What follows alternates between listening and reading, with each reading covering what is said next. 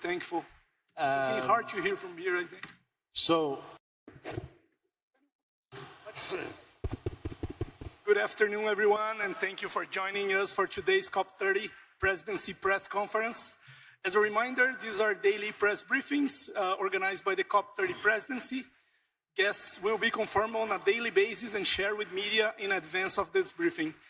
Joining us today are Ambassador André Corrêa do Lago, COP30 President, Ana Toni, COP30 CEO, Ambassador Lilian Chagas, Director for the Climate Department at Brazil's Ministry of Foreign Affairs, and Tulio Andrade, COP30 Director of Strategy and Alignment. With that, I'm pleased to turn things over to Ambassador André Corrêa do Lago. Eu não vou entender nada do que não funcionar esse negócio. Hello. Good morning. How are you? Lovely to see so many of you.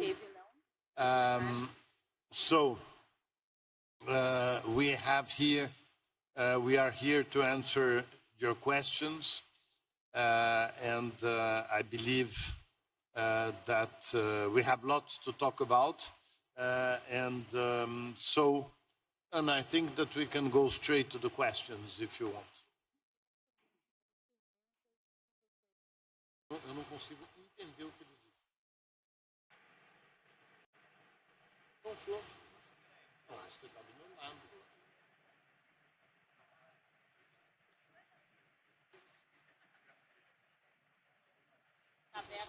So before the questions,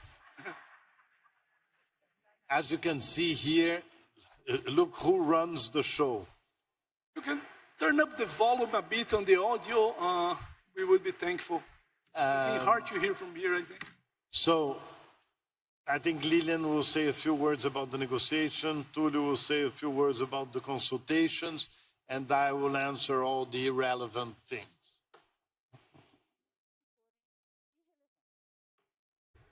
Hello. Good morning, good afternoon.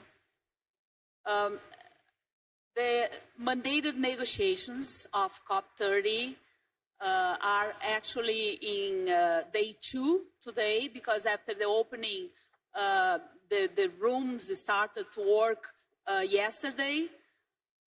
Most of the negotiation tracks started between yesterday and today, so it's the launch really of the conversations. What I'd like to stress is that the moods of delegations is super constructive. There are drafts for most of the topics under negotiations, and so it's a very positive mood, very constructive mode of work. Delegates are eager to get to the texts and start to organizing what would be a final outcome for all different texts. COP30 has a huge agenda on the negotiations, mandated negotiations, that are previous COPs that ask for work to be concluded here.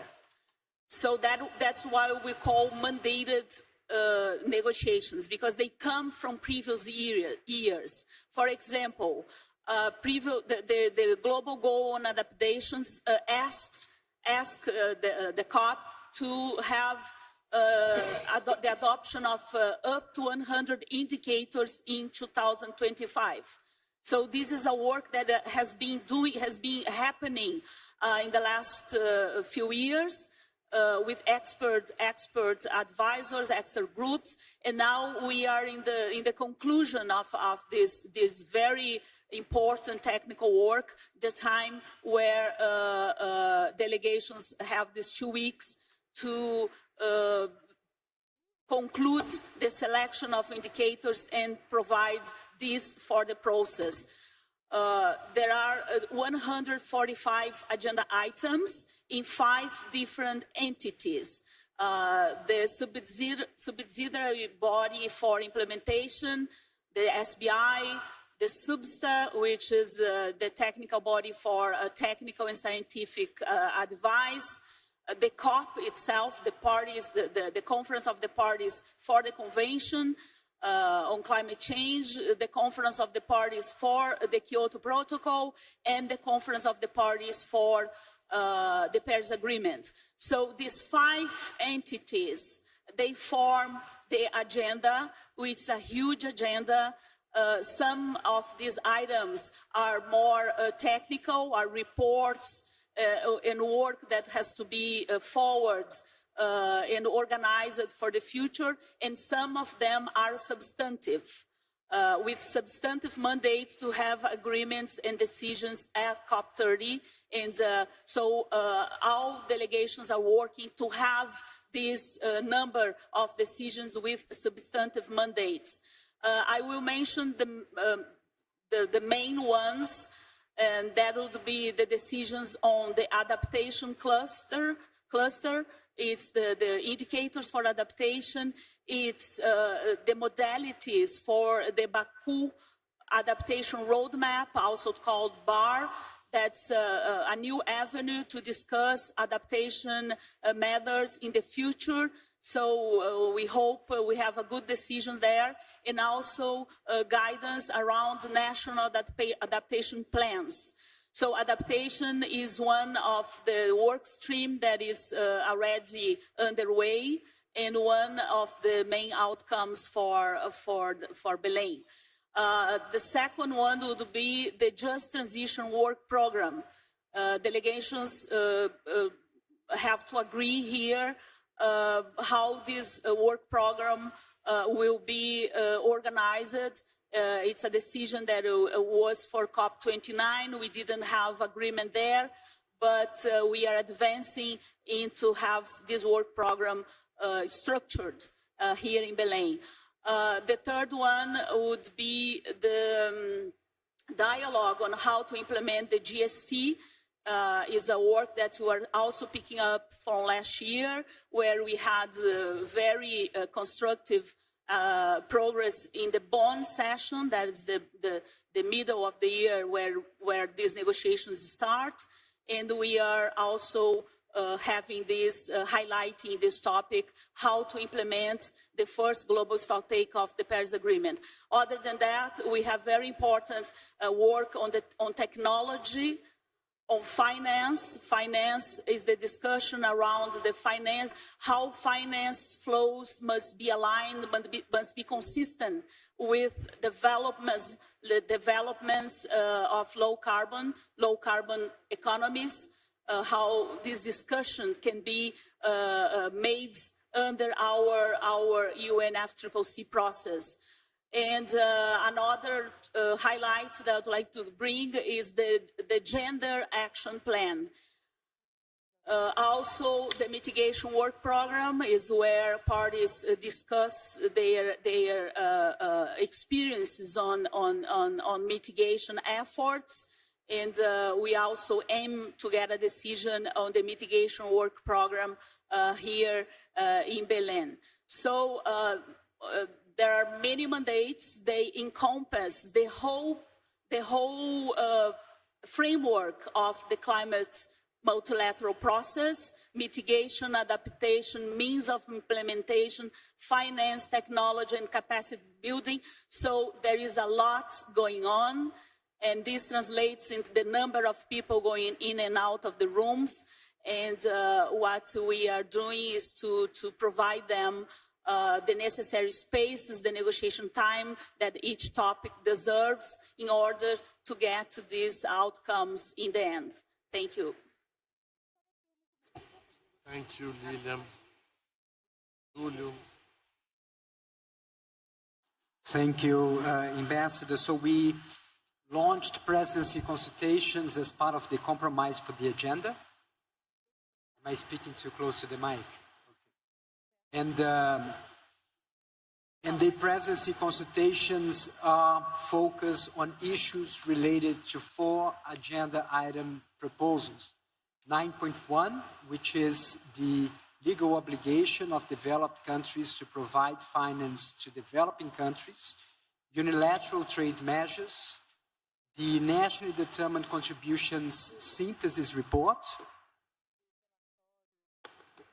Am I okay? Yeah. Is it working now? Wonderful. Better. So going back, so we launched presidency consultations yesterday as part of the compromise for the agenda, in which we focused our discussions on issues related to 4 agenda items proposals. The first one, Article 9.1 of the Paris Agreement, which relates to the obligation of developed countries to provide finance to developing countries. The second, unilateral trade measures.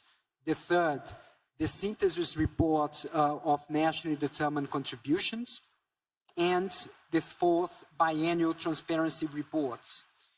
We had a very inspiring dynamic. The first session was supposed to last 2 hours. It lasted for 4 whole hours. The second session, 2 hours again, is lasted 3 hours, only because we had to give the space of the room. And the reason why we spent 7 hours in total was because we were able to have a dynamic in which parties were building on each other. And a dynamic that we hadn't seen for a long time. Today we will resume the presidency consultations at 3 p.m. This is supposed to last 1 hour, and this will be followed by a stocktake plenary at 5 p.m. And most importantly, what we saw was that the spirit of the mutirão was not only raised a number of times by all delegations, but actually they all acted in that spirit. We had also this common understanding that we are finally transitioned from negotiation to implementation. And there are some common threads emerging, especially around the need for us to significantly enhance cooperation and implementation. So this is the red lines, but the headlines, but we are more than happy to answer any additional questions that you have. Thank you. Thank you, Ambassador André. Thank you, Ana Toni. Thank you, Ambassador Chagas and Tulio for those remarks. Now we will open up for questions. As a reminder, please, we kindly ask that only members of the press pose questions. So please ensure your media badge is clearly visible when doing so. Let's go over here to the gentleman in the front, in the first seat. Yeah. Thank you. This is Tim McDonald from Semaphore. Ambassador Delago, can you hear us okay up there? Sorry, I'm here. Yes, sorry. President Lula spoke a bit last week about the need for a new roadmap on the transition away from fossil fuels and how to achieve that. Is that something that you are specifically hoping to have agreement on by the end of this COP, and what kind of work is going on to achieve that? And I'm also wondering if that would be something you would expect to work with on the International Energy Agency, especially since they had their big report today showing that under current policies, oil and gas use is expected to continue rising through 2050. Thank you. And we'll take 2 questions at a time. We can go over to our colleague over there. You have the third one, fourth one. Yeah, thank you. Yeah, thanks. Olá, boa tarde, embaixadores. Sou Lia Good Rizzo da afternoon, Exame. ambassadors. I'm Lia Nós Rizzo tivemos a from Exame informação desde o primeiro magazine. dia de We que a had the Índia tinha information uma from the posição very muito first day mais that India firme em relação. had Eles já haviam a levantado a much questão do harder artigo stance. They had 9.1. already talked about Article Pode falar mais alto, por 9.1. favor, Lia? Would you Oi, speak claro, up, Lia, desculpem. please? Ouvindo agora? Sure, can you hear me Então tá now? bom. Okay. Nós tivemos de algumas fontes a informação de que a We Índia had tem some sido pouco sources of mais information resistente that nessas said that negociações de India was a little adaptação. bit more Desde Baku, resistant eles são about muito the firmes na questão adaptation. From do Baku, artigo they have been 9.1 quite do Acordo firm de in Paris. terms of the Eles têm, essa 9.1 reunião se article from the estendeu Paris ontem por conta Agreement. dessa This participação meeting indiana. A gente ouviu, inclusive, que eles extended, pedem que went isso seja over jogado time mais para because of the frente. Indian Obrigada. participation, because they are trying to push that to later. Thank you.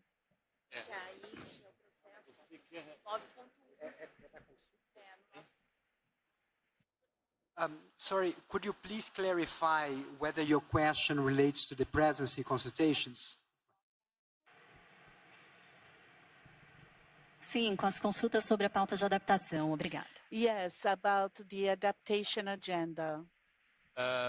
Regarding President Lula's statement, I think that the key reference is what Brazil put in its NDC, that we would welcome if there was this kind of discussion and that Brazil would participate in that. I think this is the key basis on which President Lula is talking about that.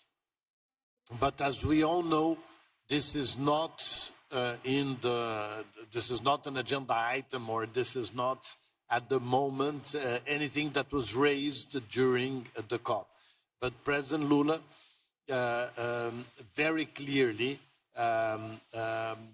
put this subject at the center of his concerns regarding COP30, because it is something that we have an agreement inside Brazil and we put that in our NDC.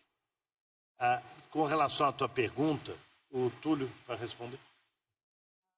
Obrigado pela Tulio pergunta will em be relação answering your às question. Thank consultas you à for presidência. your question A about Índia the está consultancies muito to the comprometida e president. engajada India no is quite processo, committed and apresentando suas engaged with the preocupações process, em relação a presenting their lacunas de concerns financiamento público about de public países funding desenvolvidos gaps e em in terms desenvolvimento, of de uma forma muito developed clara, countries de and uma forma underdeveloped assertiva, countries, mas ao mesmo tempo de uma they're forma being quite assertive absolutamente about that, but construtiva, also incluindo they have a very apresentando constructive stance. soluções As a matter of de fact, uma they have been maneira presenting interativa solutions com outros interactively parceiros with entre other países partners and desenvolvidos. other Então, também developed esse countries. engajamento, So que também this reflete engagement momento that da nossa also relação bilateral reflects the altamente moment auspicioso, of our é algo que inspira muito. bilateral relationship, which is quite auspicious, is something that's very Let's take inspiring. the next question here from gentleman in the front, right over here. Yeah, please. Hi, Yvon Couron of AFP.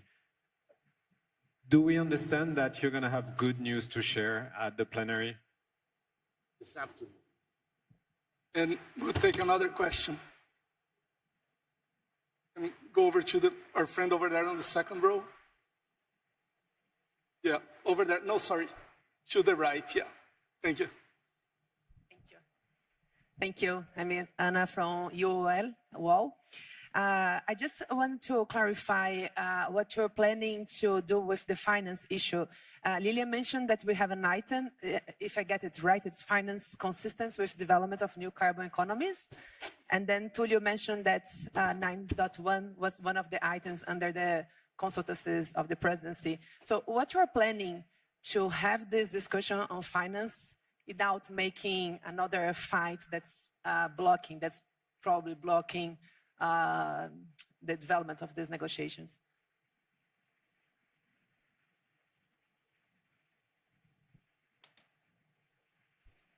So if I could answer both questions, because they are very related. This is a very complex process in which we had parties, especially on Sunday when we were finalizing the agenda in our consultations, parties very far from one another. What we are seeing is a movement in which they're getting closer, and they're getting closer by combining one position with the other. We need, naturally, more time. The good news is of cautious optimism, but most importantly, the good news is about the changing dynamics. We have been having, especially due to geopolitical difficulties, quite a divided house for a long time. What we are seeing now is a healthy dialogue that we haven't seen in a long, long, long time. This is already very good news. In terms of how can we deliver expectations, We need much more time. We need more conversations. We need this dynamic of building on one another to continue, including in terms of finance. We have 9.1, which is about the provision of climate finance, whereas the topic that is now under the agenda is on the alignment of international financial flows to low carbon and climate resilient economies. Whereas 9.1 is about provision of climate finance, the alignment of international financial flows is much more related to mainstreaming climate in international finance. And this is also a very important transition, but a transition that even in our conversation will take time.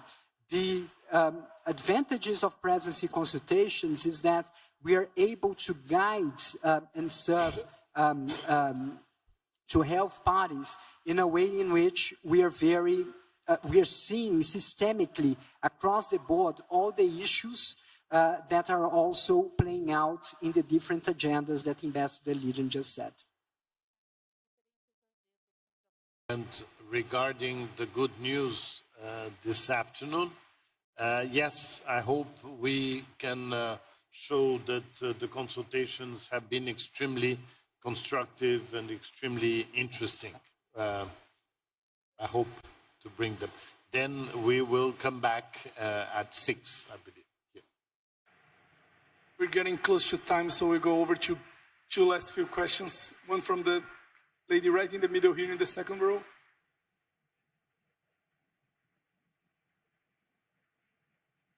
Yes, thank you. I am Claudia Antunes from Sumaúma. My question is, we've heard that since yesterday, some of the developing countries, the African countries and other groups have proposed to postpone the approval of the GGA. My question is if for this to be approved, you wanted to approve it in the first week. For this to run, you have to have an agreement on the 4 issues that are pending. And also, the European Union mentioned in their press conference today the possibility of a cover decision covering these 4 issues that are being under consultation. And I would like to ask André or Tulio or Lilian, I don't know, these 2 questions about adaptation, if it's being conditioned now on the advancement of the other issues, and the cover decision. Thank you. And we'll take a question from the gentleman in the second row there. No? Okay, not anymore. So, just over there on the back. No, sorry. Yes, please. Thank you. Oh, sorry. Exactly there. Yes. Yes, please. From Argentina. He's trying to strike a balance of gender and everything else, local and foreign media.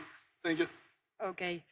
Thais Galara from Infomasonia and Climatica. I would like to follow some of the questions of my colleagues, maybe for Tulio, about the consultations, to maybe have more details. What are the possible options so far of the way forward for these items?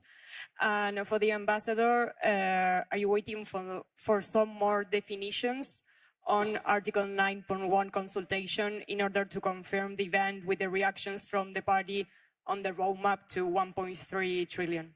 Thank you.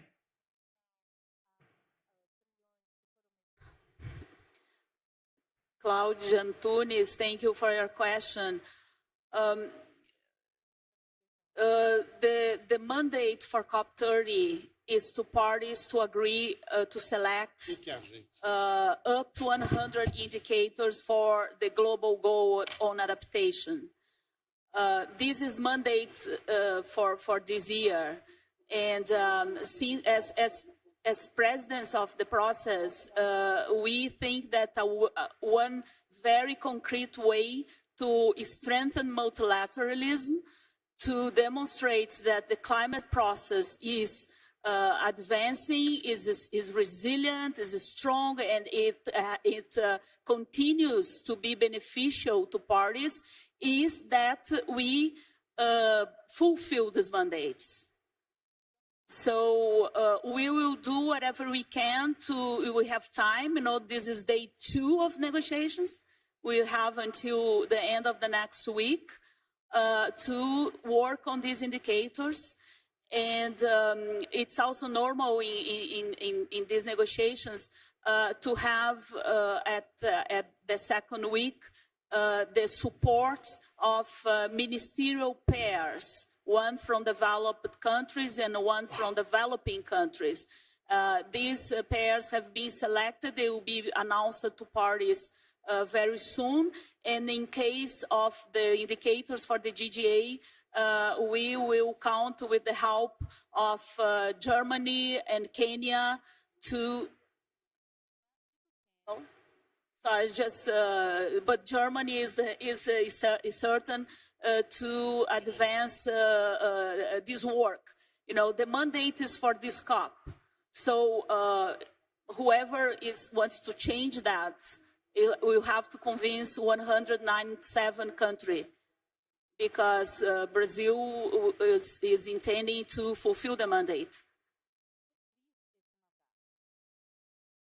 And perhaps on the question about possible options so far, so what we have been having is a very safe space in the presidency consultations, and that has been the role of the presidency, to ensure that the space is safe for every single delegation, for them not only to share their concerns, their vulnerability, but also to present solutions. And this was an ask that we had for parties not to bring problems, to bring solutions, for parties not to restate positions, but to meet one another with alternatives.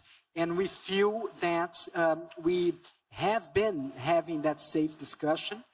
So this is not the moment for options, but rather a moment for different alternatives to be combined. So more than alternative options, a combination of different priorities.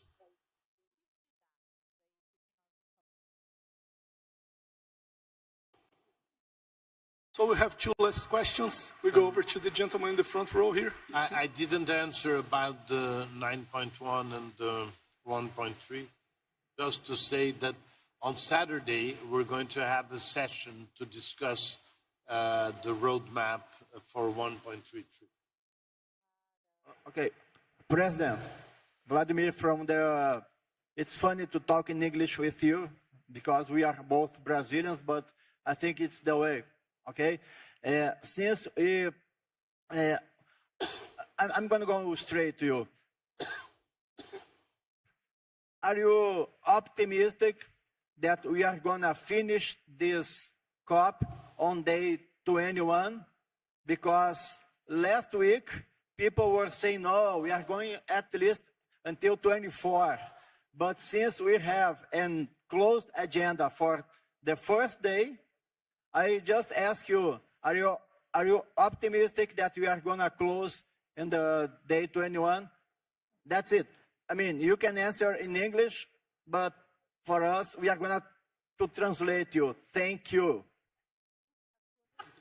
Can you go over to our colleague over here in the first row? Third seat. Yeah, thank you. I'm Soumya Sarkar from India. My question is on finance. What can the COP process do to ensure that the climate funds, whatever climate funds that are made available to developing economies, do not end up being another debt trap?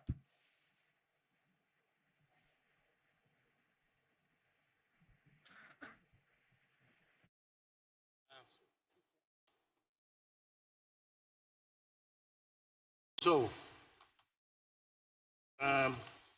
well, I am hoping that we're going to end on the 21st. Okay? We will try hard. And I think that we have some indication.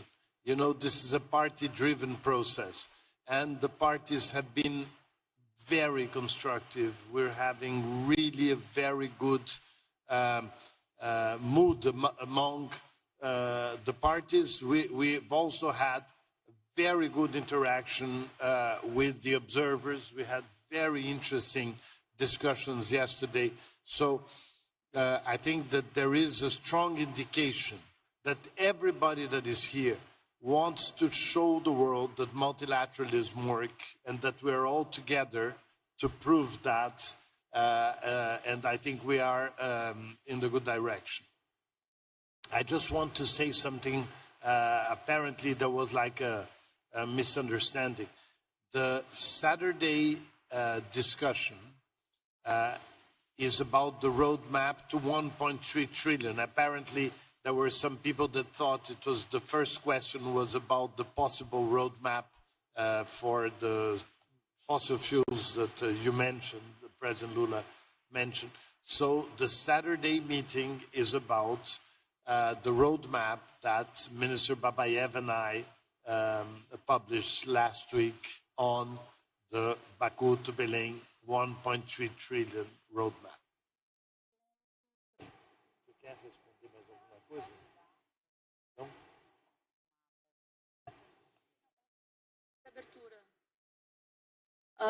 Just to complement co-president, we were telling parties that COP30 would open on 10 a.m. on 10th of November and would conclude its work on 6 p.m.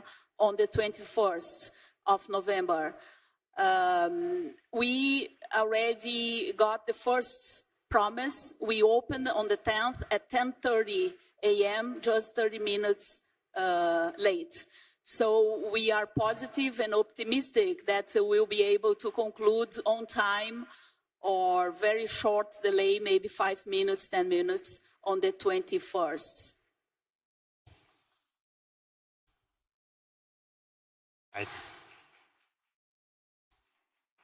And also with a full plenary, with the observers, the press, and all people who is concerned with climate change in 2025. And regarding the question of our Indian friend, the finance COP was Baku. And the decision there was taken, but there was that continuation somehow because there was that mandate to have the roadmap. And I think that it's going to be very interesting to debate the roadmap, but we have to remember that the decision is for 300 billion, and this has to be discussed in the context of the COP and among the parties. What we will discuss on Saturday is how can we reach much more than 300, which is what developing countries believe is needed, and I think that most analysts believe is needed. Now, there is no mandate for this COP to debate this, but I think it's very important that we discuss this because this is an expectation of most people. So I think that the space will be somehow the space of the discussion on the roadmap from Baku to Belém on Saturday.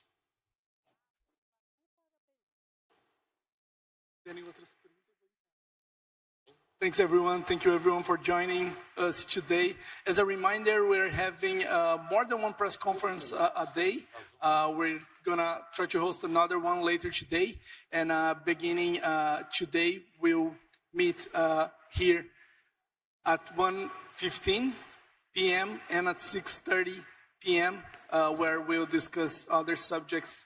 If you're following us on the WhatsApp channel, you won't miss anything.